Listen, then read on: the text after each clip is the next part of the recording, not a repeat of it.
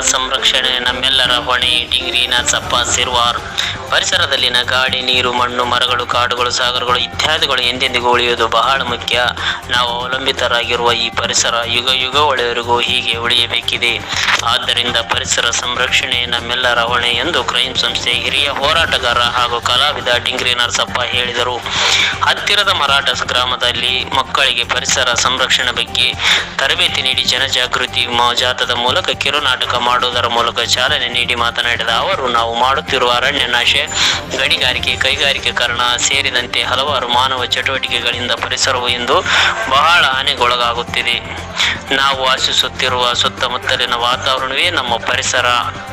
ಇದು ಮಾನವನ ಸಾಮಾಜಿಕ, ಮಾನಸಿಕ, ದೈಹಿಕ ಬೆಳವಣಿಗೆಗಳ ಮೇಲೆ ಪರಿಣಾಮ ಬೀರುತ್ತದೆ. ಇದನ್ನು ಸ್ವಚ್ಛವಾಗಿರಿಸಿಕೊಳ್ಳುವುದು ನಮ್ಮ ಹೊಣೆ.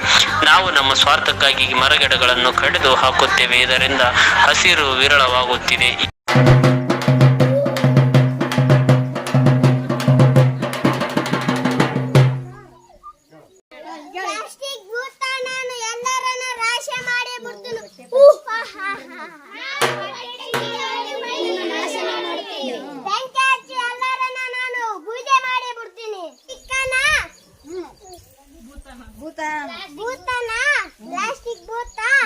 ಎಲ್ಲರನ್ನು ನಾಶ ಮಾಡುತ್ತೇನೆ. ನಿಮ್ಮೆಲ್ಲರನ್ನ ನಾಶ ಮಾಡೇ ಬಿಡ್ತೀನಿ.